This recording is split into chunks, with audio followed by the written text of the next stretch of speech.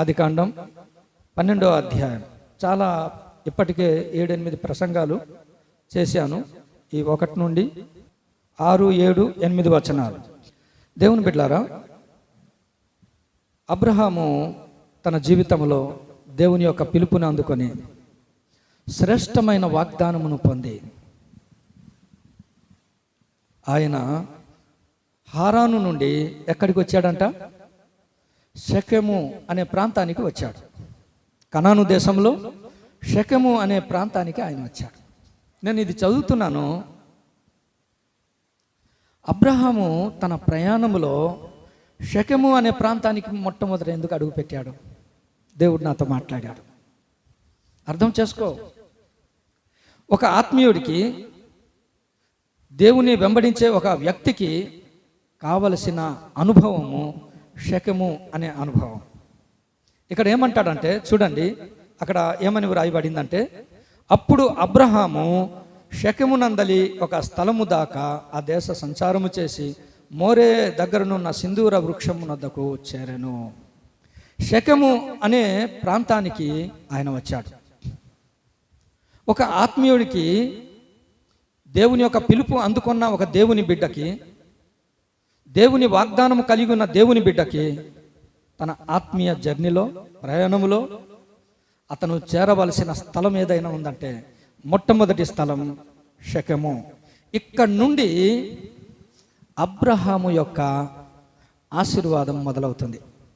ఈ ప్రాంతం నుండే, ఇక్కడ నుండి తన వాగ్దానము యొక్క ఆ ఫలము రుచించడం అనేది అతను చూస్తాడు.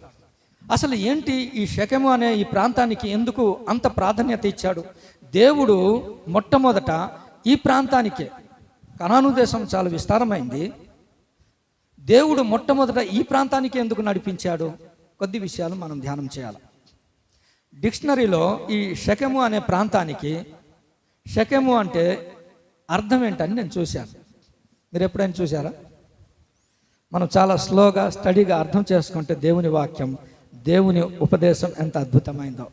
షెకెము అనగా భుజ బలము అని అర్థం. దేవుని యొక్క భుజ బలము. మొట్టమొదట అబ్రహాము ఎక్కడికి వచ్చాడంటే షెకెము.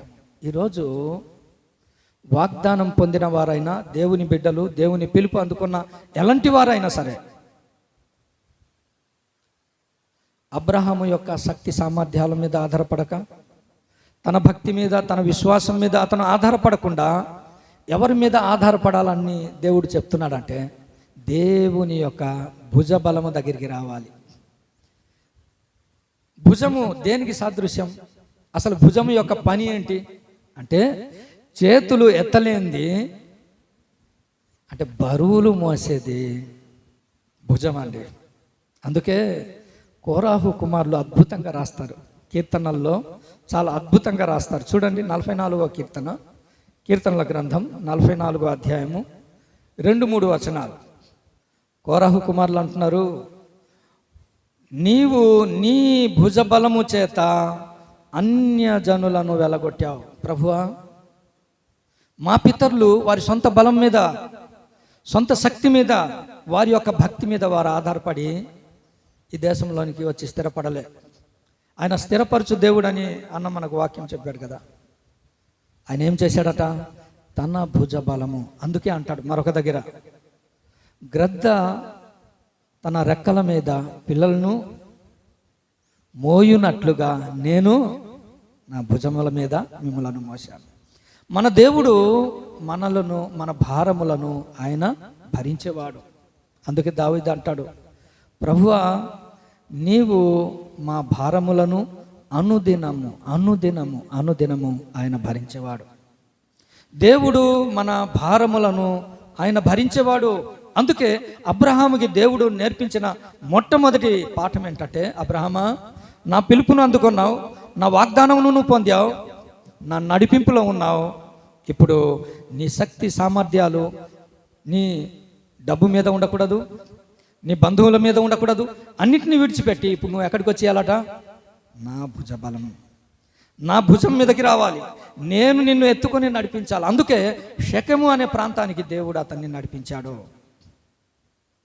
ఈరోజు ఈ వాక్యం వింటున్నా నీ జీవితంలో, నా జీవితంలో మన సొంత శక్తి, సొంత విశ్వాసము, సొంత ఆలోచనలతో ఎప్పుడే కానీ మన ప్రయాణం ఉండడానికి వీల్లేదు.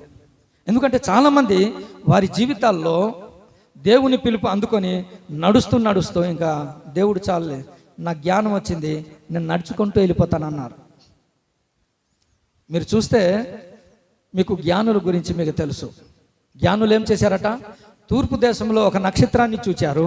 ఆ నక్షత్రం ఏమో యెరూషలేముకి జ్ఞానుల్ని నడిపించింది.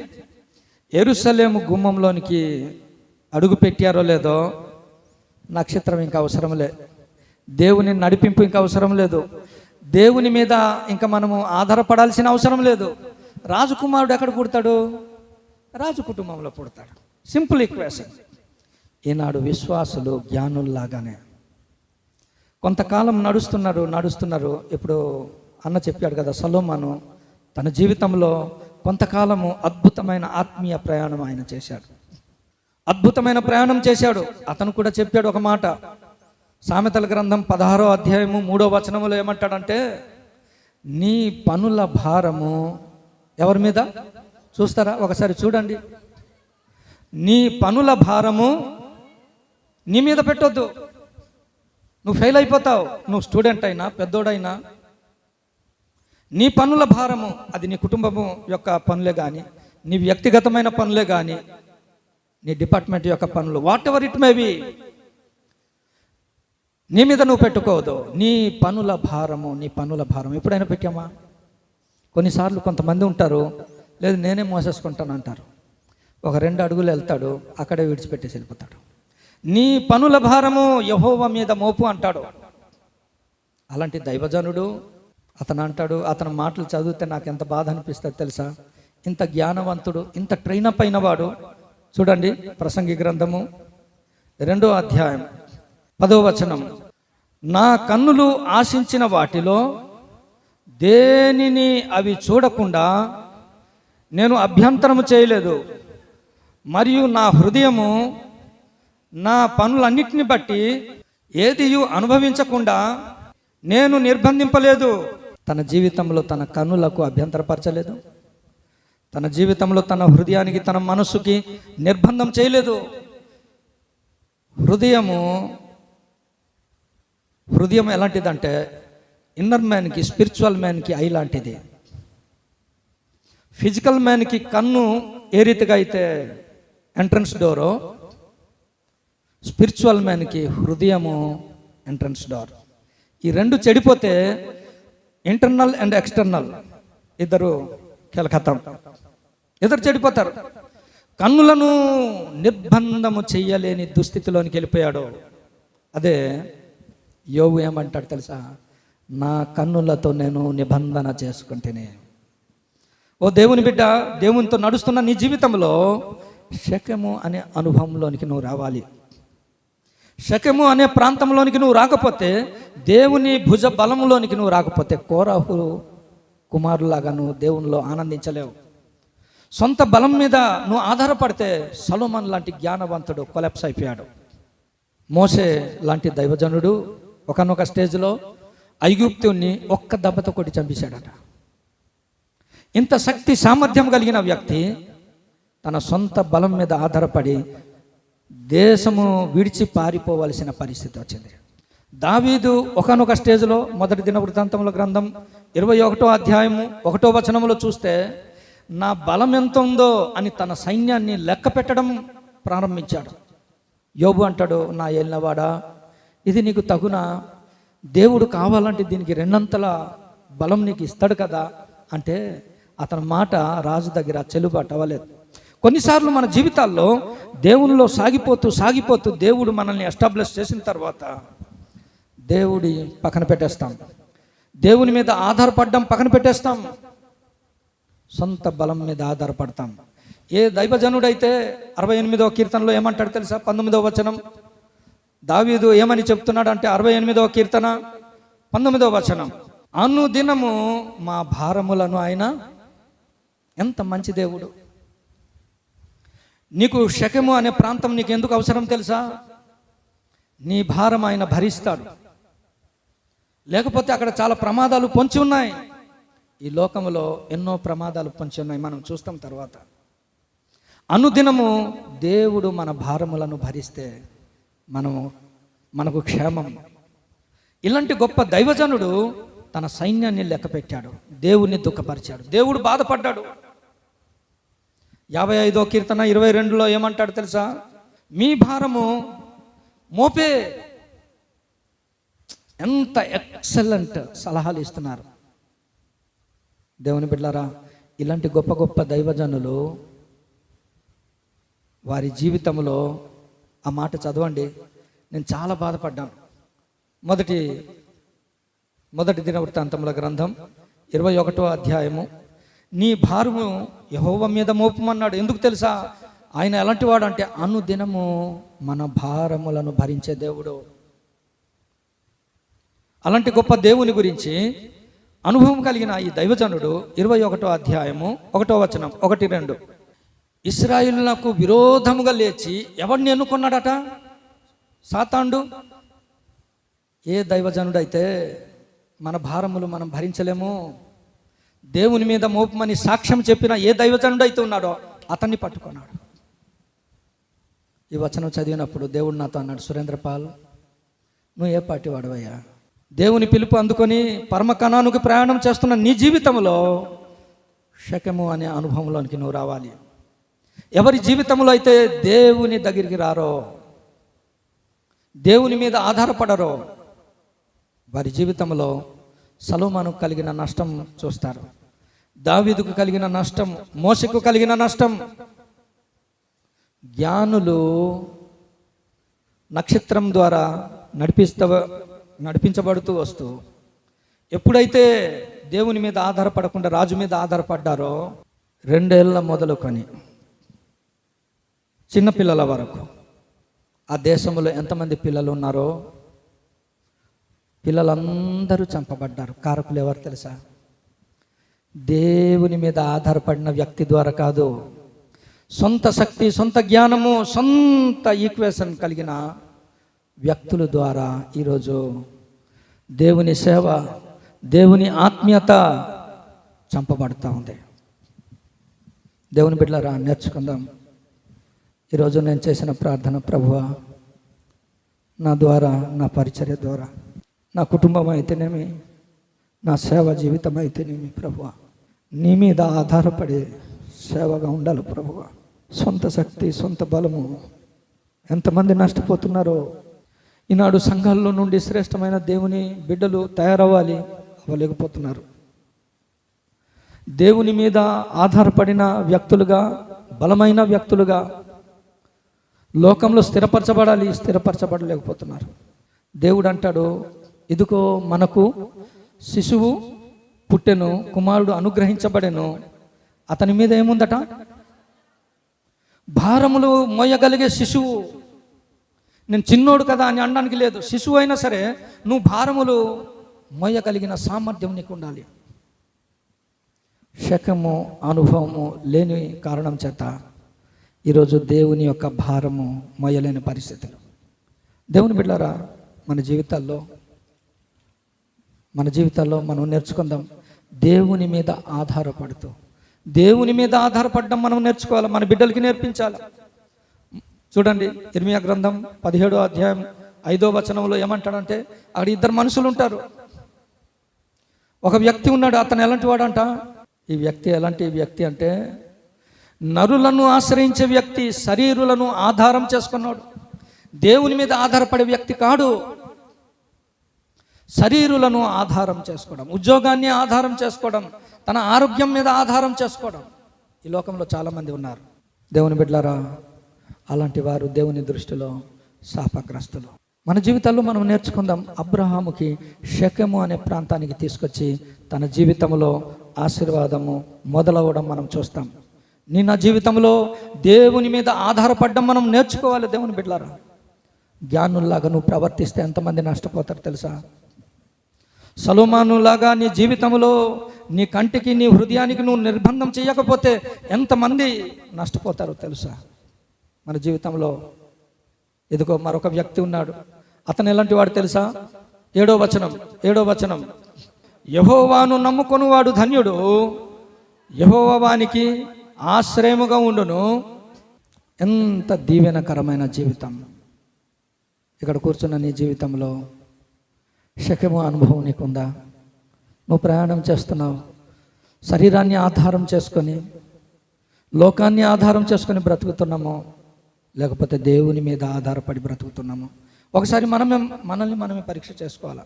ప్రభు బలను సమీపించే ముందు పరమ కణానికి ప్రయాణం అవుతున్న మన జీవితాల్లో షెకెము యొక్క అనుభవము మనకు చాలా అవసరం.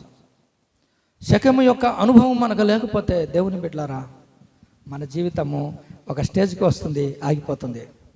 మన జీవితంలో షెకెము అనే అనుభవం మనకు లేకపోతే దేవుని యొక్క పిలుపు నుండి, ఆ మార్గంలో నుండి మనం డ్రిఫ్ట్ అయిపోతాం.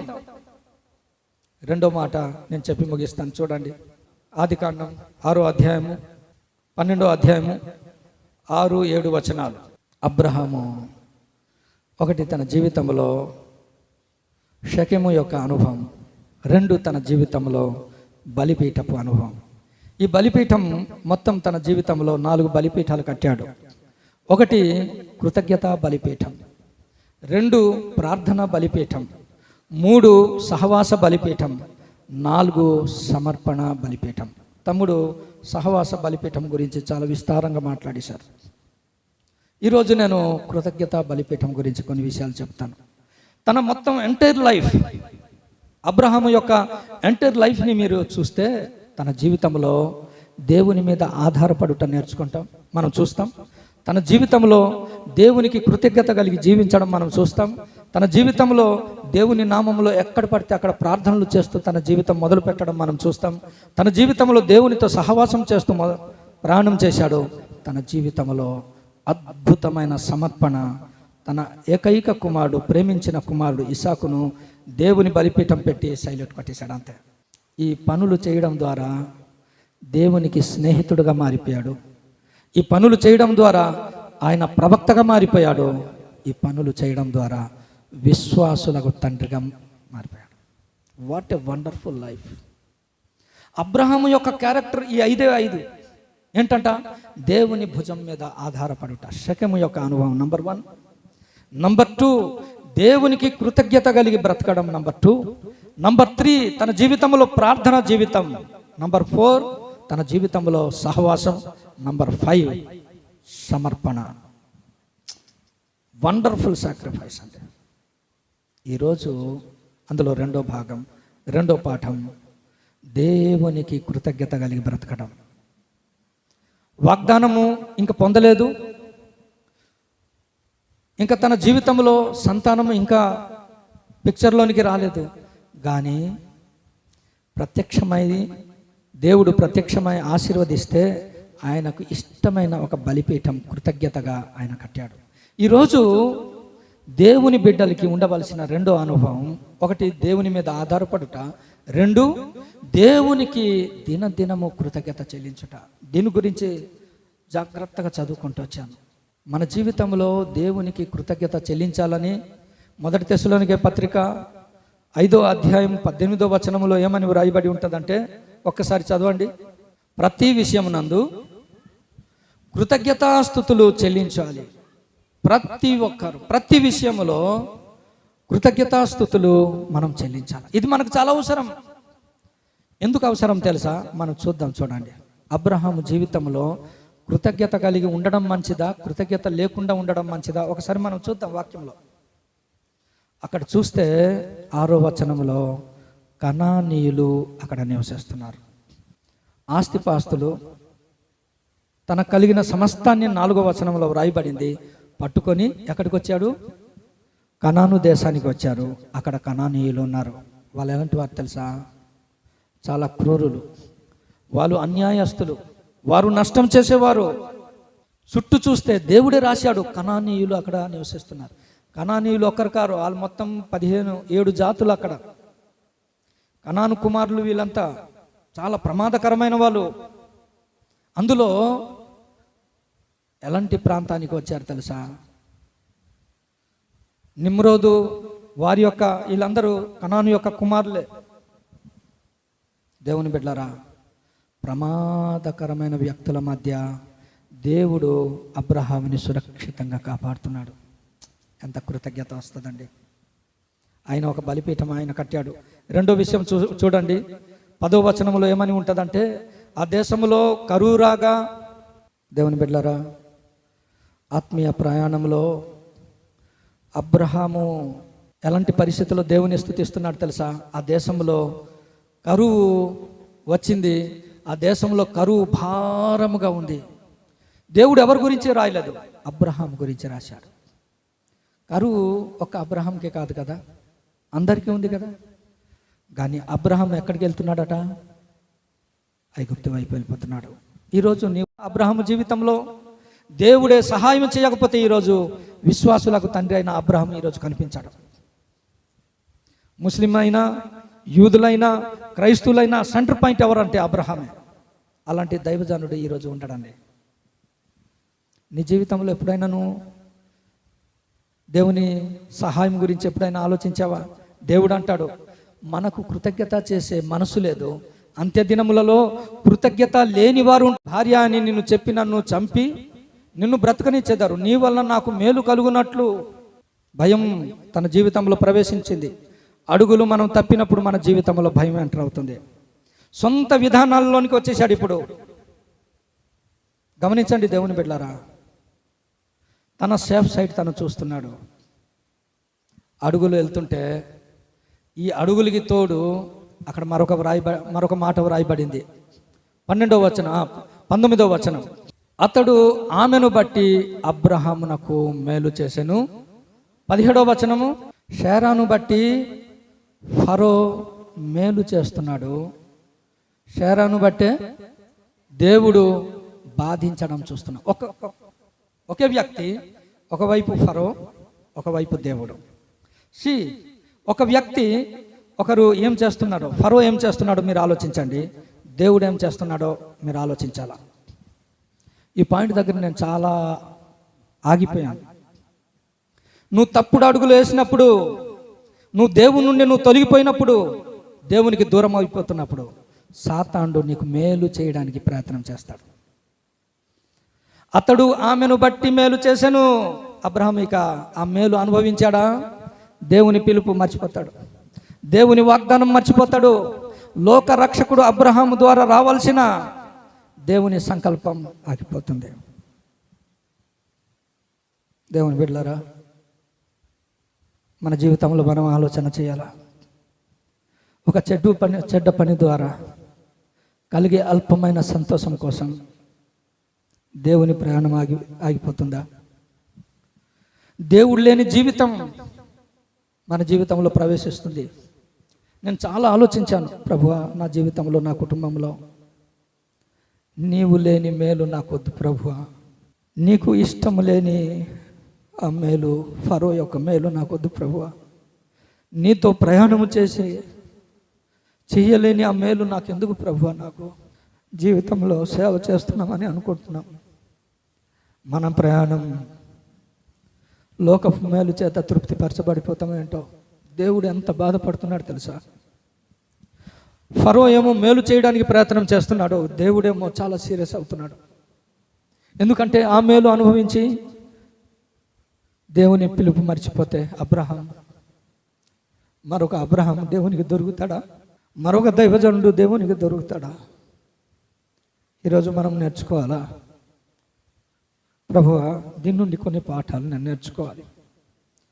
దేవుడు నేర్పిస్తున్నాడు. నువ్వు ఈ లోక సంబంధమైన మేలు పొందుకొని దేవుని మర్చిపోతే మరొక దేవుని బిడ్డ దేవునికి దొరుకుతాడా? ఒక ప్రార్థన చేసేవాడు దొరుకుతాడా? ఒక ఆరాధన చేసేవాడు దొరుకుతాడా? దేవునితో సహవాసం చేసేవాడు దొరుకుతాడా? దేవుని కొరకు సమర్పణ కలిగి, అక్కడ వ్రాయబడింది, ఫరో ఆమెను బట్టి మేలు చేస్తున్నాడు. ఒకవేళ అలాంటి మేలులో, ఆ ఉచ్చులో, ఆ ట్రాప్లో నువ్వు పడిపోయావేమో. బలను సమీపించే ముందు నువ్వు ఒక ప్రార్థన చేయాలి. ప్రభువా, నీవు లేని ఫరో యొక్క మేలు నాకొద్దు ప్రభువా. అది నా బిడ్డలే కానీ, నా కుటుంబమే కానీ, నా పరిచర్య కానీ, వాట్ ఎవర్ ద కాస్ట్, అది నీకు మంచిగానే ఉండొచ్చు. లోతు ఏదేను తోటలాగా ఐగుప్తు ఉందని వెళ్ళిపోయాడు. వెళ్ళిపోతామా? దేవుని బిడ్డలారా, దేవుడు తన కుటుంబాన్ని కాపాడాడు. ఎంత మంచి దేవుడు అండి. ఇలాంటి ప్రమాదకరమైన పరిస్థితులు పడిపోయినప్పుడు దేవుడు ఫరోని థ్రెటనింగ్ ఇచ్చి అబ్రహాము యొక్క కుటుంబాన్ని కాపాడాడు. తన భార్యను కోల్పోవలసిన పరిస్థితుల్లో దేవుడు తన కుటుంబాన్ని కాపాడాడు. ఎంత కృతజ్ఞత చెల్లించాలా. కొన్ని దేవుని కార్యాలు మనకు అర్థం కావు, కొన్ని దేవుని కార్యాలు మనకు కనబడవు, కానీ దేవుడు మనకు చేస్తున్న సహాయం ఆలోచిస్తే ప్రభువా, దినదినము నువ్వు దేవుని స్తుతించాలి తెలుసా, కృతజ్ఞత చెల్లించాలి తెలుసా. అక్కడ చూస్తే కనానీయులు భయంకరమైన వ్యక్తుల ద్వారా ప్రమాదం ఉంది, దేవుడు కాపాడుతున్నాడు. ఇక్కడ కుటుంబంలో చాలా ప్రమాదం వచ్చింది. ఒక వాగ్దాన కుటుంబం నష్టపోవలసింది, దేవుడు కాపాడాడు. అందుకే తన యొక్క కృతజ్ఞత ఎంత గొప్పదో. తర్వాత 13వ అధ్యాయంలో మనం చూస్తే, 13వ అధ్యాయంలో మీరు చూస్తే అబ్రహాముకి లోతుకి ఈ రెండు కుటుంబాలకి కలిసి నివసించలేనంత ఆస్తులు ఉన్నాయి. అక్కడ ఏమని ఉందంటే 6వ వచనంలో చూస్తే, 4-5 వచనాల్లో చూస్తే అబ్రహాము ఏమో తాను మొదట బలిపీఠం దగ్గరికి ఆయన వెళ్ళిపోయాడు. 5వ వచనంలో చూస్తే లోతుకి యొక్క గుడారాలు గురించి ఆస్తుల గురించి ఉంది, కానీ బలిపీఠం లేదు లోతుకి. ఆలోచించండి ఒకసారి. ఏమీ లేని వారి దగ్గర గొడవలు వస్తే చిన్న చిన్న గొడవలు ఉంటాయి, కానీ విస్తారమైన ఆస్తులు ఉన్నాయి అనుకో, వారిద్దరూ కలిసి నివసించలేనంత విస్తారమైన ఆస్తులు ఉన్నాయి. ఇప్పుడు పనుల ద్వారా గొడవలు వచ్చాయి. కొన్ని గొడవలు ఎలాంటివి తెలుసా, చిలికి చిలికి గాలివానగా మారిపోయే ప్రమాదం ఉంది. ఇప్పుడు దేవుడు ఆ గొడవల నుండి కూడా ఈ కుటుంబాన్ని కాపాడాడు. ఎంత నెమ్మది ఇచ్చాడు తెలుసా.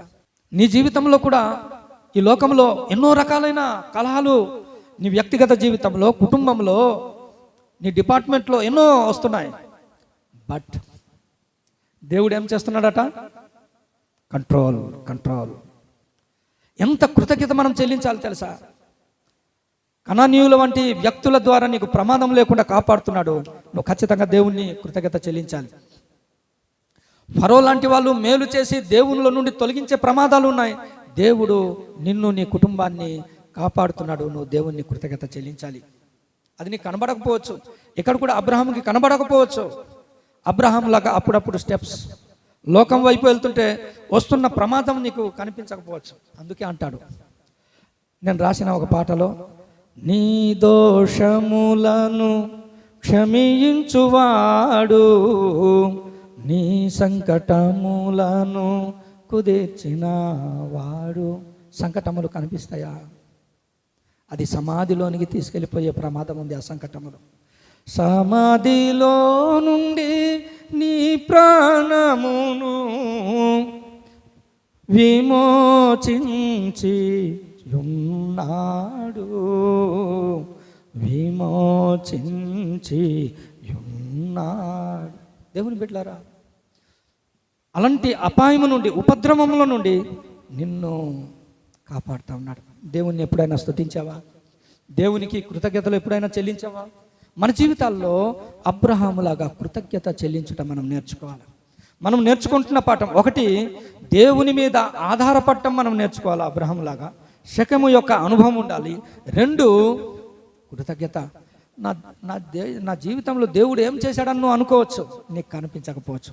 అబ్రహాముకి కలిగిన ప్రమాదాలు నీ జీవితంలో కూడా ఎన్నో ఉన్నాయి. తర్వాత మీరు చూస్తే 14వ అధ్యాయంలో ఒక ఇన్సిడెంట్ జరిగింది. అక్కడ ఏంటంటే 4వ వచనం చూడండి. 14వ అధ్యాయం. యోమేరుకు ఇక్కడ ఒక రాజు ఉన్నాడు, గొప్ప రాజు. ఆ కదొర్ల యోమేరు అనే ఈ రాజుకి 12 సంవత్సరాలు చాలామంది రాజులు ఏమయ్యారట? లోబడి బ్రతుకుతున్నారు. అంత బలమైన రాజు. అయితే ఈ కదెర్ల యోమేరు ఏలాము రాజు, ఇతను ఏం చేస్తాడంటే సొదొమ గొమొర్రా రాజుల్ని కూడా ఓడించి అబ్రహాము యొక్క బంధువైన లోతు, అతని భార్య, వాళ్ళ పిల్లల్ని, ఆస్తుల్ని అన్ని పట్టుకుని వెళ్ళిపోతాడు. ఇప్పుడు చూడండి అక్కడ ఏమని వ్రాయబడిందంటే, ఆ విషయము అబ్రహాంకి తెలుపబడింది. 14వ వచనం. ఈ ఏలాము రాజు అతని పేరు ఏంటట? కదొర్ల యోమేరు. ఇంత బలమైన రాజు, అతనితో పాటు మరికొంతమంది రాజులు ఉన్నారు. వీళ్ళందరినీ ఎవరు ఓడగొట్టారండి? అబ్రహాం అండి. ఉందా? శక్తి ఉందా? అబ్రహాము ఇంట అలవర్చుకున్న సైన్యం అట. ఏ రోజు యుద్ధం చేసిన వాళ్ళ వీళ్ళు? మీరు ఆలోచించండి. అరే, ఆ ముందు నువ్వు ఇటు వెళ్తే నేను ఇటు వెళ్ళిపోతానని అన్న దైవజనుడు అబ్రహాము ఎంతోమంది రాజుల్ని 12 సంవత్సరాలు తన కంట్రోల్లో, చెప్పు చేతుల్లో ఉంచిన ఈ రాజు, సొదొమ గొమొర్రా అలాంటి ప్రాంతంలో ఉన్న రాజుల్ని సహితం ఓడించిన ఆ రాజు, ఆ రాజులతో పాటు ఉన్న రాజుల్ని అబ్రహామేలే ఓడించడం. దేవుణ్ణి స్తుతించడం మంచిదంటారా కాదంటారా? అబ్రహాము జీవితంలో దేవుడు చేస్తున్న మేలు ఈ దినాల్లో మన జీవితాల్లో కూడా మనకు మించిన బలము కలిగిన పరిస్థితులు ఈ లోకంలో ఎన్నో ఉన్నాయి. మనలో చాలామంది సాక్ష్యాలు చెప్తారు, ఈ స్థితిలో, ఈ స్థాయిలో నేను ఉండడానికి యోగ్యుని కావు. ఒక్క 20-30 సంవత్సరాలు మీరు వెనక్కి వెళ్ళిపోండి, మన పరిస్థితులు ఎలా ఉన్నాయి ఒకసారి ఆలోచన చేయండి. ఇక్కడ ఉన్న వాళ్ళు పెద్దోళ్ళు అయితే ఒక 40-50 సంవత్సరాలు వెనక్కి వెళ్ళిపోండి.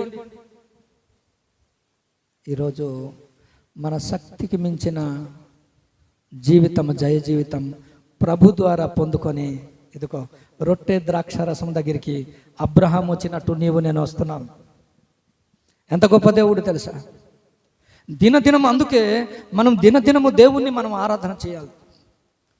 మనము జయించలేనివి, ఇతరులు జయించలేనివి యేసుక్రీస్తు ద్వారా. నాకు ఎప్పుడు ఈ మాట మీరు రికార్డ్ చేసేయండి. నేను ఎప్పుడు ఈ ప్రార్థన చేస్తాను. చూడండి, మీరు అందరు ప్రార్థన మీ జీవితంలో ఈ మాట మీ ఖచ్చితంగా మీ హృదయంలో ప్రింట్ అయిపోవాలి.